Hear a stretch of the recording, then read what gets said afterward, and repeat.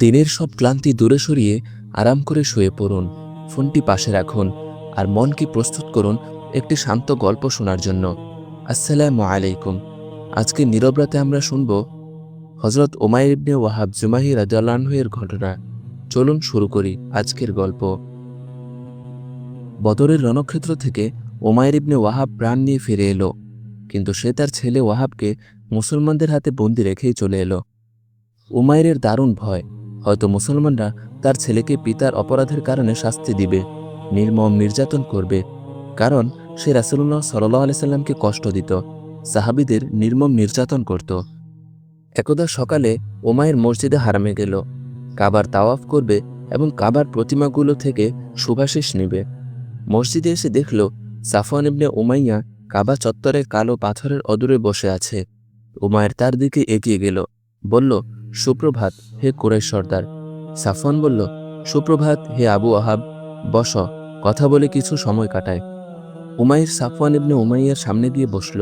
তারা দুজন বদর যুদ্ধ ও তার চরম বিপর্যয়ের আলোচনা করতে লাগল এবং যারা মোহাম্মদ ও তার সঙ্গীদের হাতে বন্দী হয়েছে তাদের সংখ্যা গণনা করতে লাগল।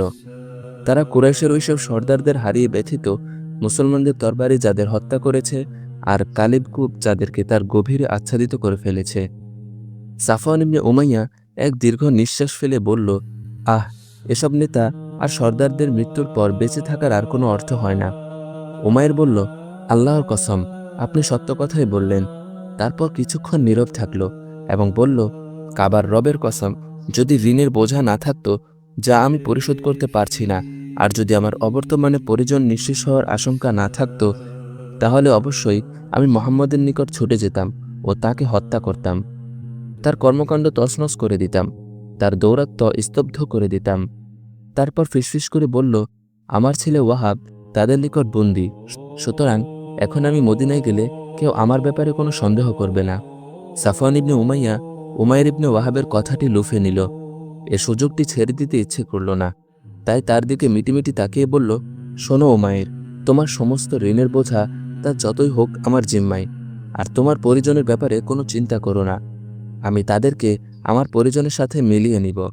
যতদিন পর্যন্ত আমি বেঁচে থাকব নিষ্ঠার সাথে আমি তা পালন করব। আর তুমি তো জানোই আমার অঢেল সম্পদ রয়েছে, ফলে তারা স্বাচ্ছন্দ্যে সানন্দে জীবনযাপন করতে পারবে।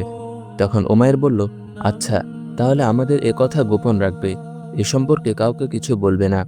সাফওয়ান বলল, ঠিক আছে, আমি কাউকে বলবো না। উমাইর মসজিদে হারাম থেকে ফিরে এলো। মুহাম্মদের প্রতি বিদ্বেষ আর হিংসার আগুন তার হৃদয়ে সারাক্ষণ দাউ দাউ করে জ্বলছে। সে তার মনের সংকল্প বাস্তবায়নের জন্য পাথেয় সংগ্রহ করতে লাগল। তার কোনো ভয় নেই, তার এই সফরের কারণে কেউ তাকে সন্দেহও করবে না, কারণ এখন কুরাইশের বন্দীদের পরিজনেরা বন্দীদের মুক্তির ব্যাপারে প্রায়ই মদিনায় আসা যাওয়া করছে। উমাইর ইবনে ওয়াহাব তার তরবারিকে শান দিয়ে তকতকে ঝকঝকে করল, তারপর তাতে মারাত্মক বিষ মেখে খাপে পুরে নিল। এরপর ঘোড়া প্রস্তুত করে তার পিঠে চড়ে বসল এবং মদিনার দিকে রওনা হয়ে গেল। তার হৃদয় তখন বিদ্বেষে ভরপুর, তার মাথায় তখন ষড়যন্ত্র আর অনিষ্টের চিন্তা পরিপূর্ণ। মদিনায় পৌঁছে উমাইর রাসূলুল্লাহ সাল্লাল্লাহু আলাইহি সাল্লামের খোঁজে মসজিদে নববীর দিকে গেল। মসজিদের দরজা অদূরে পৌঁছে উটকে বসিয়ে তার পিঠ থেকে নামল। হযরত ওমর ইবনে খাত্তাব রাদিয়াল্লাহু আনহু তখন কয়েকজন সাহাবীর সাথে মসজিদের দরজার নিকটে বসেছিলেন। তারা বদরের স্মৃতিচারণ করছিলেন, কুরাইশের বন্দী আর নিহতদের আলোচনা করছিলেন, মুহাজির আর আনসার মুসলমানদের বীরত্বের কাহিনীগুলো বলছিলেন, তাদের প্রতি আল্লাহর অবিশ্বাস্য সাহায্য আর শত্রুদের পরাজয় আর লাঞ্ছনার বিষয়গুলোরও আলোচনা করছিলেন। হঠাৎ হযরত ওমর ইবনে খাত্তাব রাদিয়াল্লাহু আনহু এর দৃষ্টি উমাইর ইবনে ওয়াহাবের উপর নিপতিত হল। সে ঘোড়া থেকে নামছে এবং তরবারি ঝুলিয়ে মসজিদের দিকে যাচ্ছে। হযরত ওমর ইবনে খাত্তাব রাদিয়াল্লাহু আনহু দাঁড়িয়ে গেলেন। দাঁড়িয়ে গেলেন এবং ভীতসন্ত্রস্ত কণ্ঠে বললেন, এই তো কুকুর, আল্লাহর শত্রু উমাইর ইবনে ওয়াহাব। আল্লাহর কসম, নিশ্চয়ই কোনো দুরভিসন্ধি নিয়ে এসেছে। মক্কায় সে মুশরিকদের আমাদের বিরুদ্ধে খেপিয়ে তুলত। বদরের পূর্ব পর্যন্ত সে তাদের গুপ্তচর ছিল। তারপর সঙ্গীদের বললেন, যাও, দ্রুত রাসূলের নিকট যাও, তাকে ঘিরে রাখো, সতর্ক থেকো, এই খবিস কুচক্রী যেন গাদ্দারি করতে না পারে। তারপর হযরত ওমর রাদিয়াল্লাহু আনহু রাসূল সাল্লাল্লাহু আলাইহি সাল্লামের নিকট ছুটে গেলেন, বললেন, ইয়া রাসূলুল্লাহ, এই তো আল্লাহর শত্রু উমাইর ইবনে ওয়াহাব। তরবারি ঝুলিয়ে এসেছে, নিশ্চয়ই কোনো দুরভিসন্ধির জন্য এসেছে। রাসূল সাল্লাল্লাহু আলাইহি সাল্লাম বললেন, তাকে আমার নিকট নিয়ে এসো। হযরত ওমর রাদিয়াল্লাহু আনহু উমাইর ইবনে ওয়াহাবের নিকট ছুটে গেলেন। তার কলার চেপে তরবারির বেল্ট দিয়ে গর্দান পেঁচিয়ে ধরলেন। তারপর টেনে টেনে রাসূলুল্লাহ সাল্লাল্লাহু আলাইহি সাল্লামের নিকট নিয়ে এলেন। রাসূল সাল্লাল্লাহু আলাইহি সাল্লাম এই অবস্থা দেখে উমর রাদিয়াল্লাহু আনহুকে বললেন, হে উমর, তাকে ছেড়ে দাও।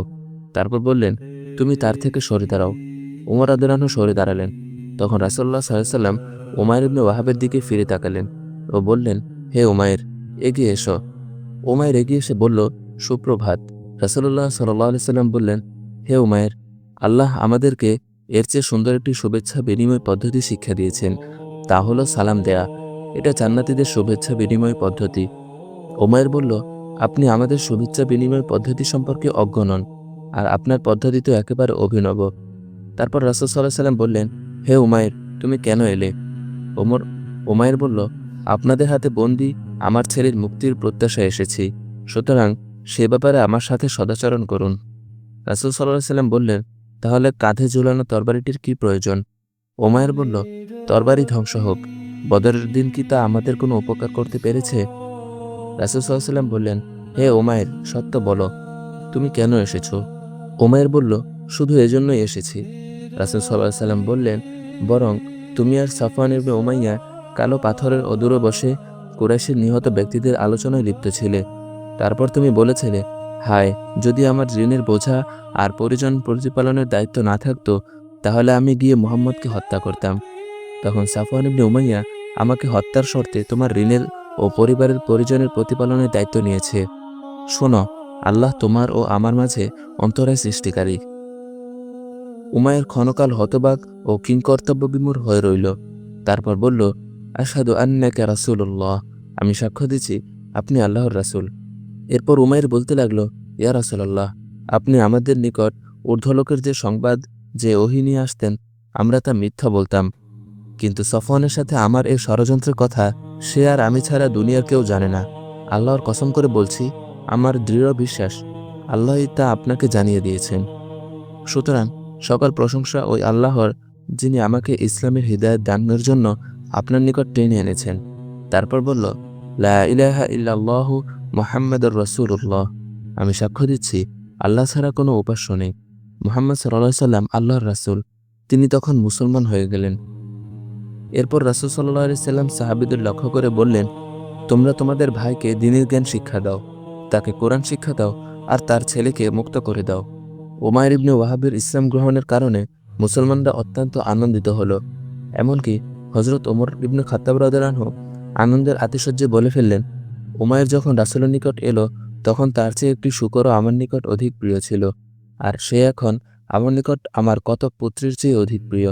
উমাইর যখন ইসলামী শিক্ষায় নিজেকে পুতপবিত্র করছিল, কোরআনের আলোকে হৃদয়ের টৈটম্বুর করছিল, আর মক্কা ও মক্কাবাসীদের কথা ভুলে জীবনের সবচেয়ে আনন্দঘন ও মূল্যবান সময় কাটাচ্ছিল, ঠিক তখন সাফওয়ান ইবনে উমাইয়া নিজেকে বহু অলিক বর্ণিল আশায় প্রবোধ দিচ্ছিল।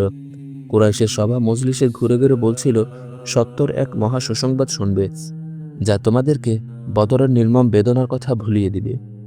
সাফওয়ান ইবনে উমাইয়ার প্রতীক্ষা যখন ক্রমেই দীর্ঘ থেকে দীর্ঘতর হতে লাগল এবং হৃদয় ক্রমেই অস্থির ও বেচাইন হয়ে পড়তে লাগল, তখন সে আর নিজেকে ধরে রাখতে পারল না। কাফেলার লোকদের ওয়াহাব ইবনে উমাইয়ার কথা জিজ্ঞেস করতে লাগলো, কিন্তু কারো নিকট সন্তোষজনক উত্তর পেত না। অবশেষে একদিন এক অশ্বারোহী এসে বলল, উমাইর ইসলাম গ্রহণ করেছে। সংবাদটি বজ্রের ন্যায় তার মর্মমূলে আঘাত হানল, কারণ সে বিশ্বাস করত পৃথিবীর সবাই ইসলাম গ্রহণ করলেও উমাইর কিছুতেই তা গ্রহণ করবে না। এদিকে উমাইর ইবনে ওয়াহাব রাদিয়াল্লাহু আনহু ইসলামের মৌলিক জ্ঞান অর্জন করে যথাসাধ্য আল্লাহর কালাম মুখস্থ করে রাসূল সাল্লাল্লাহু আলাইহি সাল্লামের নিকট এসে বললেন, ইয়া রাসূলুল্লাহ, জীবনে একটি সময় কেটে গেছে যখন আমি দিনরাত আল্লাহর নূরকে নির্বাপিত করতে ব্যস্ত থাকতাম, মুসলমানদের নির্বিচারে কষ্ট দিতাম, নির্যাতন করতাম।